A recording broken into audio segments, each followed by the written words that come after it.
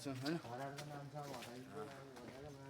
video नहालेको पनि एक हप्ता अलिक बेसी नै भयो त्यही भएर चाहिँ यसो भिडियो बनाउँ भनेर 1 hour later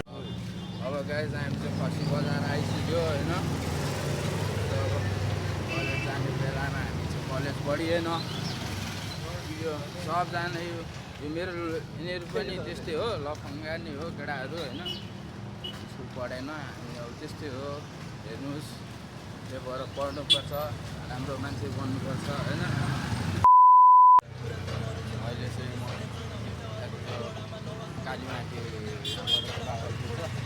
कालीमाटीको जाँदैछु होइन बसन्तपुरको र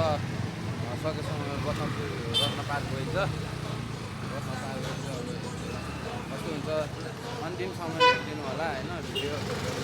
अब अरूभन्दा पनि छुट्टै आउँछ है अब यो नयाँ ट्राई गर्नु लाग्थ्यो होइन कस्तो हुन्छ तपाईँहरूले कमेन्टमा भनिदिनु होला A few moments later यस्तो छ टिकट काट्ने